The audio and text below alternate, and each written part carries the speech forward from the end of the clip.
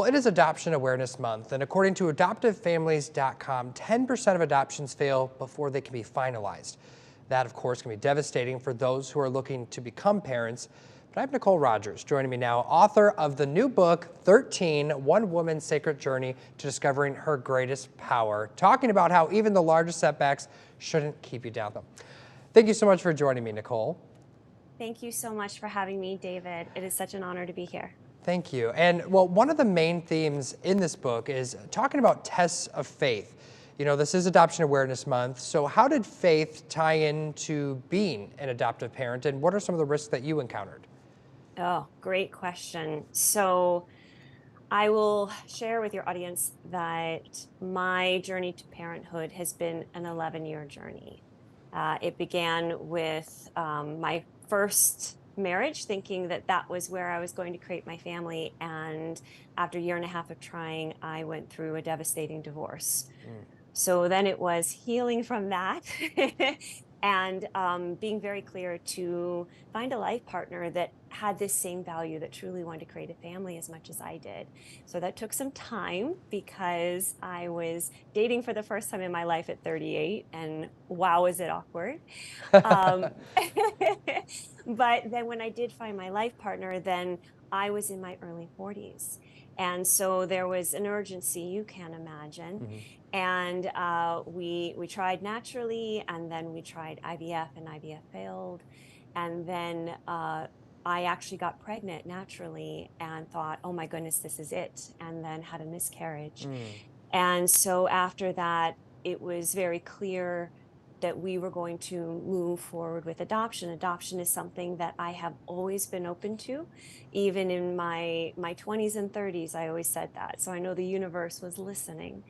And so we dived into the world of adoption, and it was quite a education around risk taking, because as adoptive parents, you take all of the risk, Right. because as it should be, honestly, the birth parents are the ones that are making the decision. Mhm. And so as the adoptive parents, you just come in and you hope and you really tap into your faith. So as adoptive parents, you take on the financial risk of supporting a birth mother through the process, because if she does change her mind, that money is gone. You also take on the legal risk of coming into an agreement with an agency, with a lawyer, and with birth parents, that both parties will see the agreement through. And you really take on, most of all, an emotional risk, which you can imagine for me was quite a lot by that point, because there had been so many setbacks and disappointments. So there was a lot of expectancy and hope around the adoption. And what happened for us was we were matched with a birth mother, and it was a long match. We were matched at the beginning of our second trimester, so it was going to be a 6-month match. Okay. And we're forming a relationship and all these risk-taking things I'm talking about. In a month before the her son was born, then she changed her mind. Gotcha. Oh, that's so, I mean, just thinking about that, that's got to be, you're getting to a point where you're like, okay, we're investing a little bit of money, we're investing obviously a lot of time, a lot of emotions, that's adding to the trials. As you mentioned, it's, rightfully so, people who are going through that process, you're wanting to do that because you're wanting to build your family. So you had these trials, built a whole new life. How did you do it? I mean, you're going through these moments that are tough. Yeah. Yeah. And I mean, what it was for me was, when the disruption happened, I realized that I had been trying to control the timeline of my desires. Mm.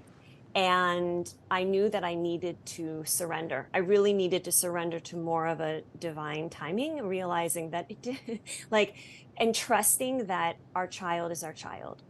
And so when I came into a point of surrender, there was a beautiful release, I think, for just faith, Mm. like allowing faith.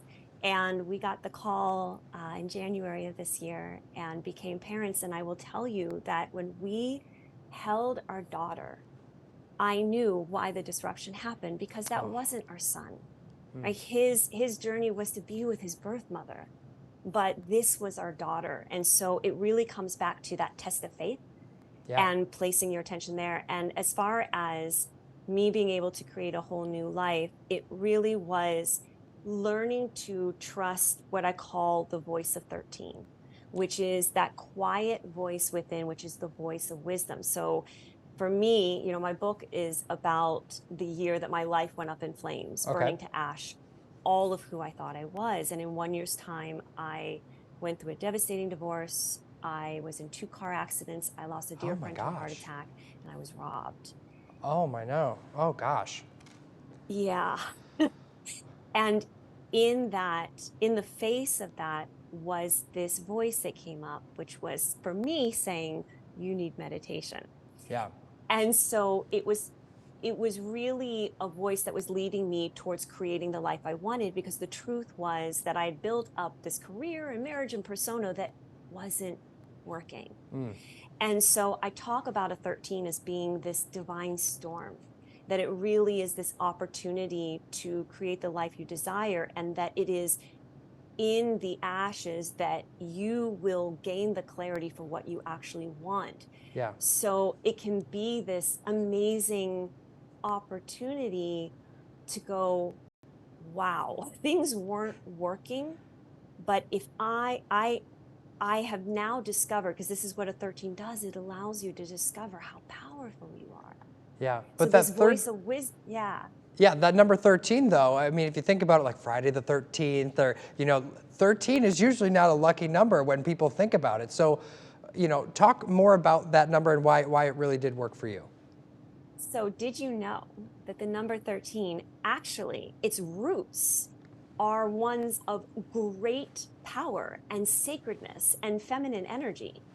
Oh. The number 13 has actually been hijacked. That's the best way to say it. It's been hijacked, right, into exactly all the things that you talk about. Unlucky, we're not going to have a 13th floor. But this was not its original intention. So this is why I talk about a 13, like a voice of 13 as being this powerful guide within you, because it's bringing you back to your original state, to your original power. And when you tap into that, then you have the ability and the confidence to create what you truly want. Is that the powerful presence that you write about within the book? It's tied into that. So, Okay. a powerful presence actually is the ability to be in front of your audience. And this could be one person, this could be a million people, and to be settled and grounded in confidence with what you say. Now, when you are like that, what this does for your audience, again, of 1 or 1 million, is they feel that grounding. They go, oh, I want this too. And then they are able to hear what you have to say. So, especially for people that are influencers or public figures or news anchors, then you can know that when you speak, that you will create the impact that you desire. Yeah, and anybody can really have that powerful presence that you're talking about, whether you're working in the grocery store or working in fast food. I mean, we all need that. We want people to, of course, hear us when we're talking and things like that. So you talk about this greatest power. So if we strip everything down within this book, what are you hoping people take away? Oh, I hope that people will reframe their loss and their challenges in their life. And what I mean by that is that they will now have a definition for it. Oh, I'm going through a 13. They can recognize, oh, I'm going through the storm. But because they recognize and they have this definition, then they know, wait a minute, this is very difficult. But if I have the tools to be able to walk through this, on the other side will be the life and the person that I desire to be. Actually, I will return to myself. I will reclaim myself.